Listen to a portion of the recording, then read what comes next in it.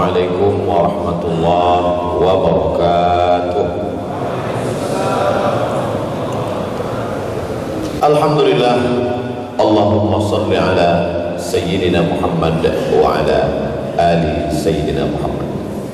Allahumma allimna ma yanfa'una wanfa'na bima 'allamtana innaka antal alimul hakim. Rabbi shrah li sadri wa yassir li amri wahlul 'uqdatam min lisani yafqahu qawli. Yang saya hormati Datuk Sri Timbalan Menteri, Datuk-datuk, tuan-tuan, hadirin jamaah Jumat. InsyaAllah kita semua ini dimuliakan Allah Subhanahu wa ta'ala. Amin ya rabbal alamin. Untuk apa kita diciptakan Allah? A'udzu billahi minasyaitonir rajim. Wa ma khalaqatul jinna wal insa illa liya'budun. Untuk beribadah. Berapa macam ibadah? 4. Yang pertama ibadah badan, tawaf, sa'i, melempar jumrah, wukuf, tegak, rukuk, sujud, i'tidal.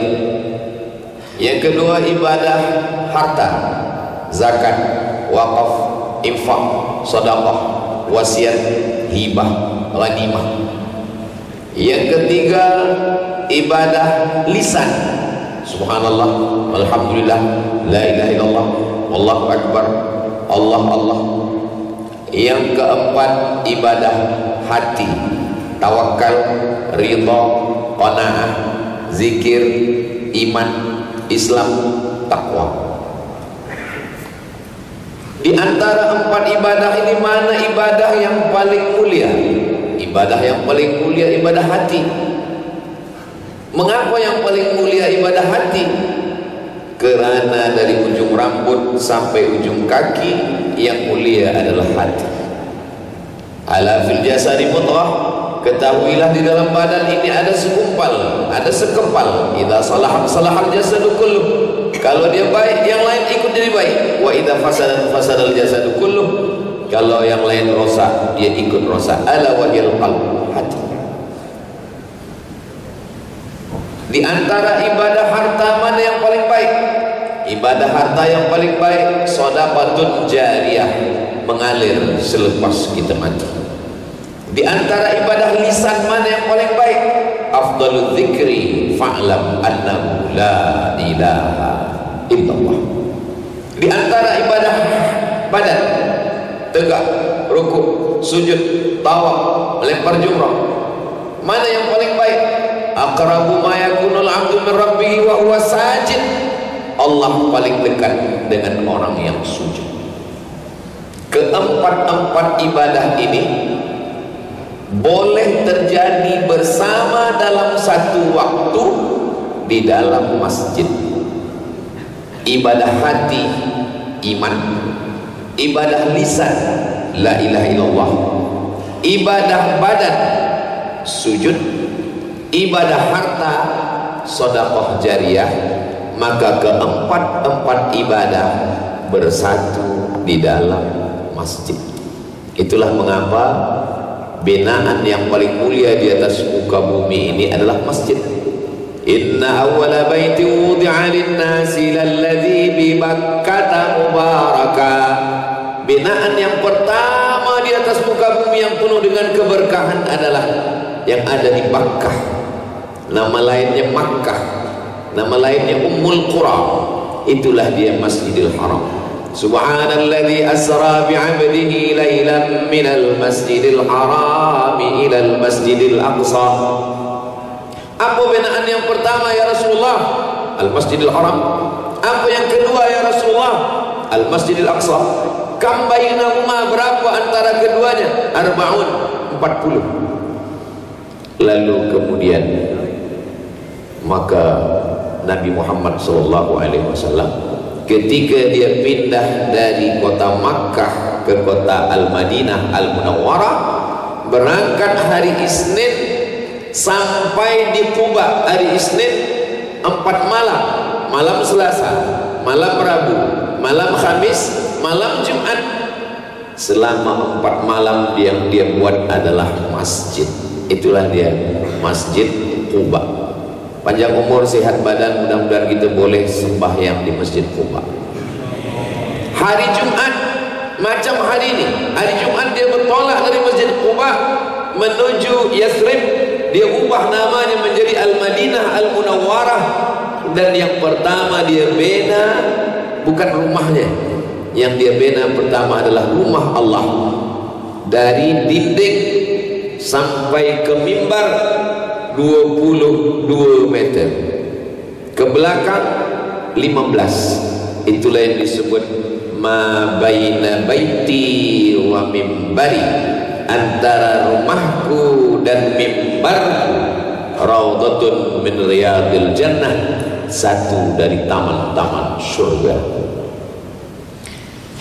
Tiangnya batang kurma, atapnya daun kurma, dindingnya tanah liat yang dijemur kering. Tidak ada mimbar.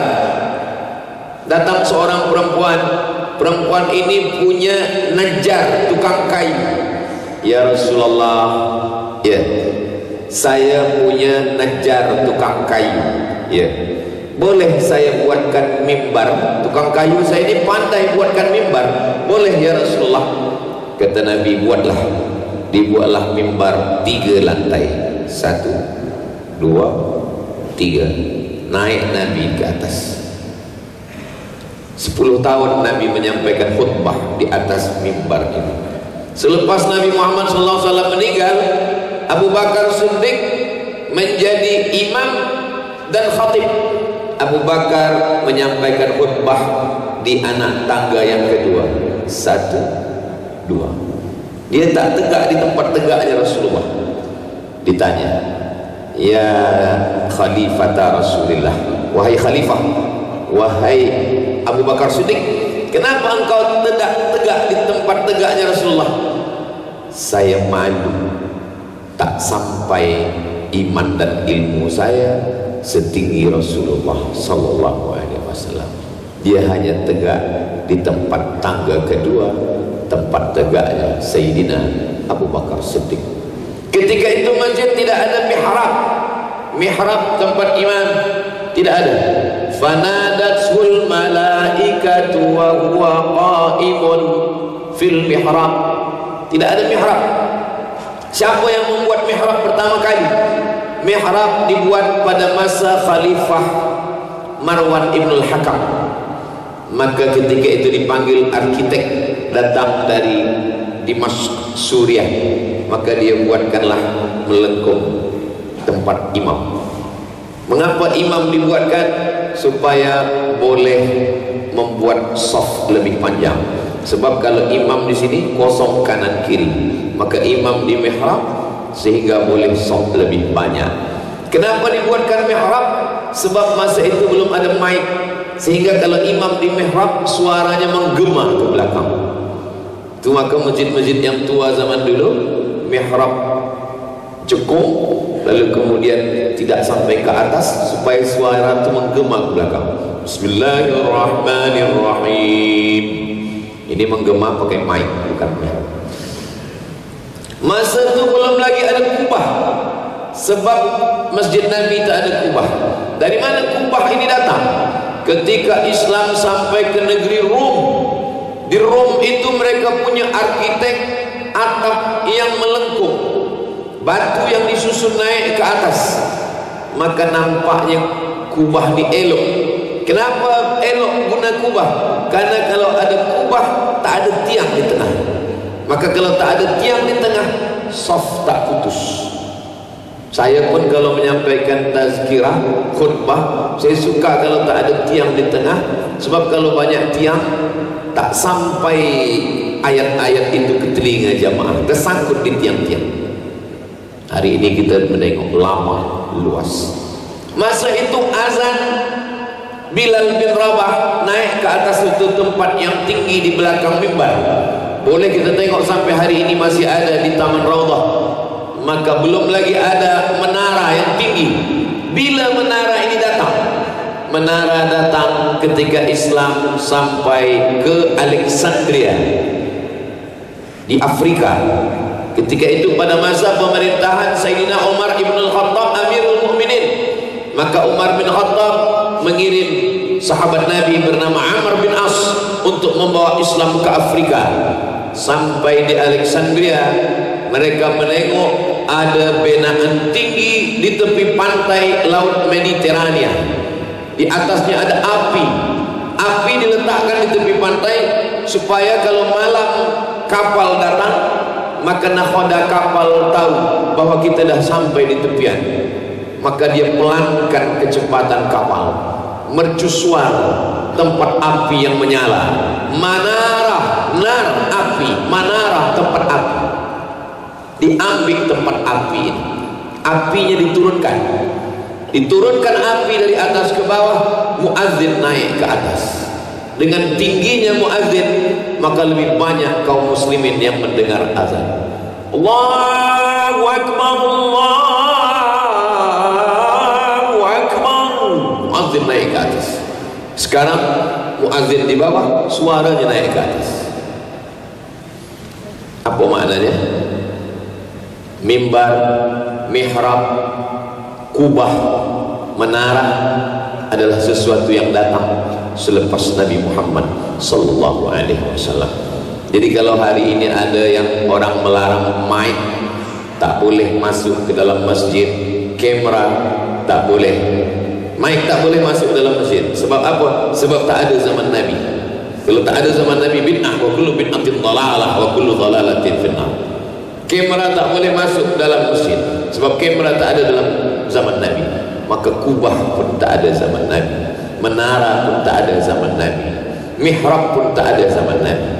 Yang tidak boleh itu adalah kalau sembahyang Jumat kita tambah 4 rakaat. Selama dia mengikut sunnah Rasulullah sallallahu alaihi wasallam, adapun alat-alat ini maka ini dibolehkan. Kubah, alat untuk menutup kita dari panas matahari. Mihrab, alat supaya imam boleh maju ke hadapan. Menara, alat supaya naik suara ke atas. Maka Islam tidak pernah mengharamkan alat. Begitu juga dengan alat menghitung zikir. Saya hanya mampu menghitung zikir 20. 1, 2, 3, 4, 5, 6, 7, 8, 9, 10, 11, 12, 13, 14, 15, 16, 17, 18, 19, 20. Tapi bila kita ada alat yang dipakai untuk mengira, menghitung zikir, maka tasbih kita gunakan dia, subhanallah, alhamdulillah, la ilaha illallah, wallahu akbar, maka boleh. Bagaimana sahabat Nabi bernama Abu Hurairah membuat gulungan tali 1000 gulung. Selepas itu dia simpul tali. Sebelum tidur malam simpul tali itu dia buat untuk menghitung subhanallah, subhanallah, subhanallah. Tidak pernah dibuat oleh Nabi Muhammad sallallahu alaihi wasallam. Islam membolehkan manusia untuk berkarya, menciptakan sesuatu yang baik.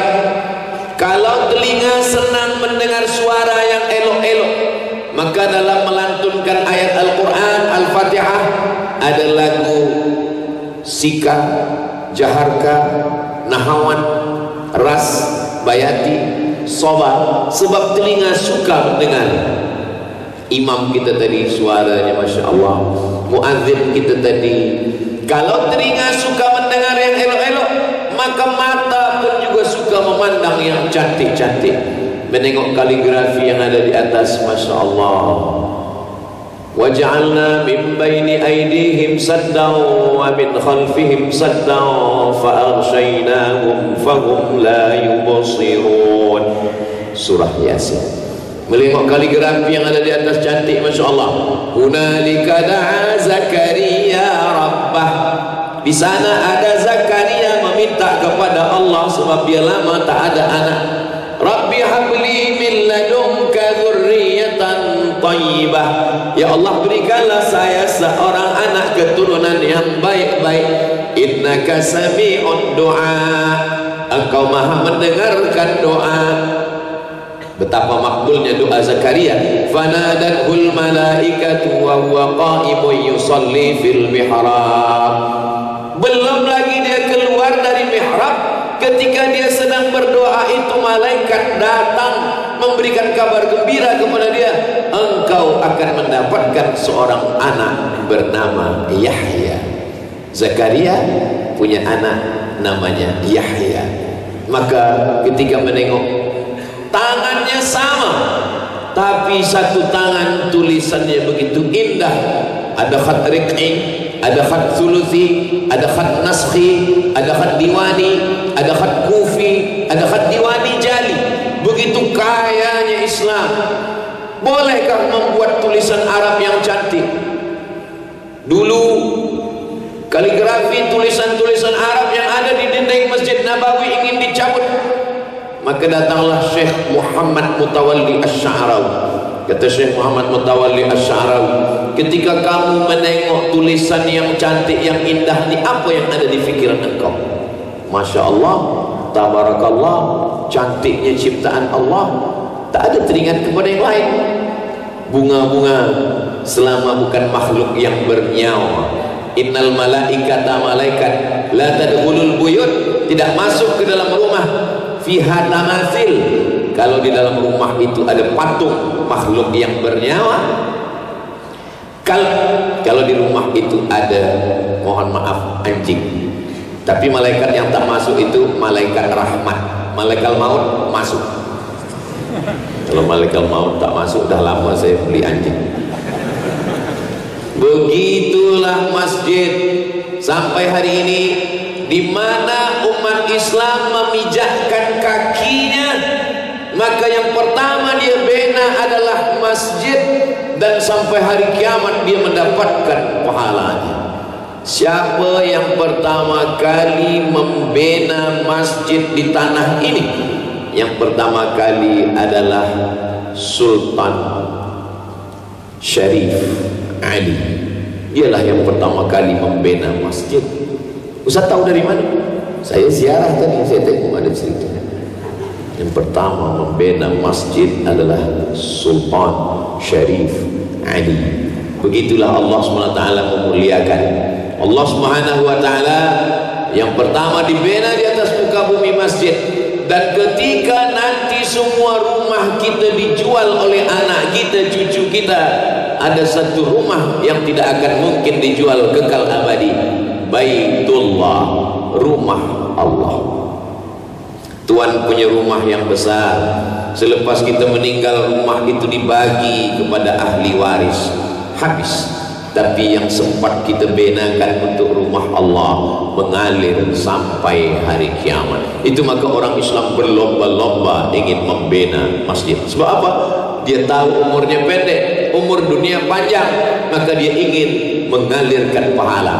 1446 maknanya apa? 800 sekian tahun lampau. Sekarang sudah 1446, 600 tahun mengalir ke dalam alam barzakh.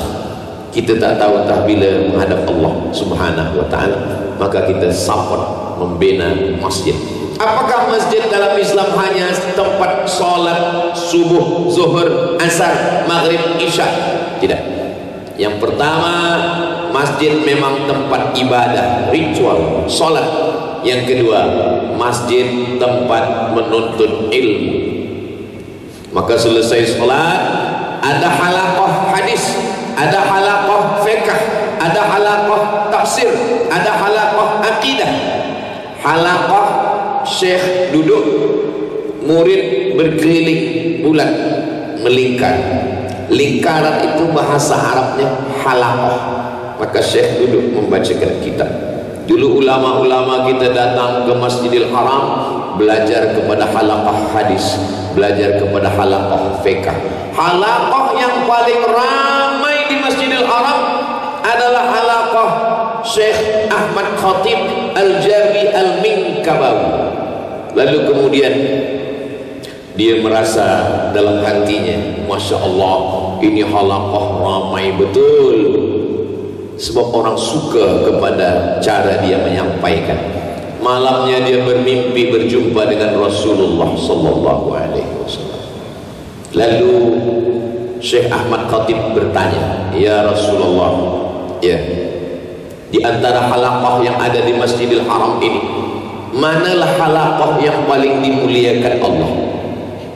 Kata Rasulullah, engkau cari halaqah di tiang sana. Biasa syekh duduk dekat tiang, murid berkeliling. Syekh Ahmad Khatib Al-Minkabawi datang ke tiang itu, mendekat, yang ditunjukkan Rasulullah dalam mimpi. Dia tengok di tiang itu, syekhnya satu, muridnya satu. Kenapa bukan majelis halaqah saya yang ramai yang dikatakan Rasulullah mulia? Kenapa yang satu ini? Apa yang kamu kaji di dalam ini? Kata syekh, murid saya hanya satu. Bila dia sudah khatam Al-Quran, dia keluar, datang murid yang baru. Itulah rupanya makna hadis Nabi Muhammad sallallahu alaihi wasallam. Khairukum, orang yang paling baik di antara kamu, man ta'allamal Quran, orang yang belajar Al-Quran, wa 'allamahu, dan yang mengajarkan Al-Quran. Saya semasa mendengar riwayat ini tersentuh, tersinggung hati saya. Mungkin ini teguran dari Allah. Wahai Abdul Somad, jangan engkau merasa majelis engkau lebih mulia kerana lebih ramai. Boleh jadi ada ulama yang hanya mengajar di surau yang kecil, nanti di akhirat dia jauh lebih mulia daripada engkau. Kenapa? Karena pahala engkau sudah habis, tak ada lagi, disebabkan riya. Tadi tajuk khatib kita hari Jumat ini tentang riya. Bila khatib tadi menyampaikan riya, dipuji manusia, dalam hati saya, mungkin sayalah yang dimaksud. Sebab tazkirah saya ini sudah habis pahalanya, dihabiskan oleh viewer, follower, dan subscriber. Jangan pandang pada penghargaan manusia, sebab kita tak tahu macam mana malaikat di langit. Boleh jadi orang viral di bumi, tapi malaikat tak kenal dengan dia di langit. Inilah yang paling memalukan. Ada manusia yang di bumi ini biasa-biasa saja, muridnya tak ramai, tapi malaikat setiap hari melihat cantikan dia dan rindu ingin berjumpa dengan dia. Begitu dia meninggal dunia, rohnya dibawa oleh malaikat naik ke langit. Di pintu langit semua malaikat mengucapkan salam kepada dia. Assalamualaikum ya Abdullah, keselamatan untuk engkau. Engkau adalah orang yang selalu kami nantikan, kerana selama ini amal-amalmu yang kami tengok, catatan amalmu yang kami pandang, tapi jasadmu baru ini datang dibawa oleh para malaikat. Mudah-mudahan kita termasuk orang yang di dunia biasa-biasa saja, tapi di langit. Kam min masyhurin fil ardi wa lam yakun ma'rufan fis sama. Berapa banyak orang yang masyhur di bumi, tapi di langit malaikat tidak mengenal dia. Inilah yang saya khawatirkan. Mudah-mudahan kita semua ikhlas hati, diberikan Allah kebaikan dunia akhirat, insyaallah, amin. Tapi jangan sebab tazkirah siang ini nanti malam maghrib isya tak ke masjid lagi. Bila ditanya, abang tak ke masjid, lebih baik di rumah tapi ikhlas daripada ke masjid. Mohon maaf, kendaraan berdaftar BBA 9959 menghalang bas pelancong hendak keluar. Tolong dialihkan kendaraan sebentar. Terima kasih. Andai ketika kita sampai di langit, kemudian malaikat menuliskan, mohon Abdul Somad menepi sebab ada orang soleh yang sedang datang disambut malaikat. Selama ini orang itu yang menepi kerana semua security mengawal Abdul Somad akan lari. Rupanya di akhirat ada orang-orang yang amalnya banyak. Maka siapa di antara kita yang paling mulia? Inna akramakum indallah, yang paling mulia atqakum, yang paling takut kepada Allah Subhanahu wa taala. Maka datang ke masjid, ada majlis-majlis ilmu. Masya Allah, tabarakallah, di Brunei Darussalam masjid tidak hanya setakat sebatas salat, tapi juga majlis-majlis ilmu ramai. jangan kosong masjid dari 3. Sesikit-sikit majelis ilmu 3. Yang pertama akidah, yang kedua fiqh, yang ketiga akhlak tasawuf. Akidah, wujud, qidam, baqa, mukhalafatul hawadisi, qiyamuhu bi nafsihi, wahdaniyah, qudrat, iradat, ilmun, hayat, sama, basar, kalam, sifat 20. Yang kedua fiqh, fiqhnya mazhab Syafi'i. Yang ketiga tasawuf, mengkaji masalah penyakit hati, hasad, dengki, dendam kesumat, busuk hati, takbur, sum'ah, riya. Setelah hati ini bersih, diisi dengan ridha, tawakal, qanaah, zikir, barulah kemudian hati yang bersih ini dipancarkan Allah cahaya. Setelah Imam Abu Hamid Al-Ghazali membersihkan hatinya, dia sampai kepada ma'rifah. Datanglah orang bertanya kepada Imam Al-Ghazali, wahai Imam Al-Ghazali, ya, apa itu ma'rifah? Kata Imam Al-Ghazali, nurun yaqdhifullahu fi qalbi 'abdi, cahaya yang dipancarkan ke hati seorang hamba. Tapi jangan baru 2-3 kali belajar tasawuf sudah mengaku dapat cahaya. Ustaz Abdul Somad, malam tadi agak-agak pukul 2 saya tengok istri saya bercahaya. Cahaya apa tu Ustaz? Dia sedang buka handphone awak. Kita mengaji ini bukan nak menunjukkan kita yang paling alim, bukan nak mengatakan kita yang paling faqih, tapi menyedarkan, menyibukkan diri kita bahwa kita bukan apa-apa dan bukan siapa-siapa. Tuba, berbahagialah liman syaghalahu aibu an uyubin nas. Berbahagia orang yang sibuk dengan aibnya, dengan cacatnya, dengan kekurangannya, sehingga dia tak sempat lagi mengkaji, membahas, mencakapkan aib. Mudah-mudahan kita termasuk yang sibuk dengan aib kekurangan kita, insyaallah. Lalu kemudian dari halaqah ini berubah masjid jami, tambah ta di ujung, ta marbutah, dari jami menjadi jamiah. Masjid jami, jamiah university. Jami Al-Azhar berubah menjadi Jamiatul Azhar. Dulu Masjid Al-Azhar tempat orang sembahyang, ada halaqah, berubah menjadi University Al-Azhar. Ada yang lebih tua lagi daripada Al-Azhar di Tunisia, namanya Jami' Zaituna.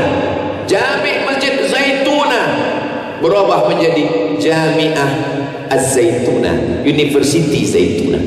Ada yang lebih tua lagi daripada Zaituna di Maghribi, Masjid Qarawiyin. Masjid Qarawiyin, Jami' Qarawiyin berubah menjadi Jami'atul Qarawiyin, University Qarawiyin. Tiga-tiganya masih ada lagi zaman sekarang. Kenapa orang yang belajar di Jami' berkah?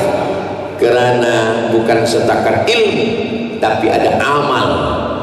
Bukan setakat menghafaz, tapi ada adab. Bukan hanya membahas haddatsana, akhbarana, atba'ana, nabba'ana, tapi juga ada akhlak kepada guru.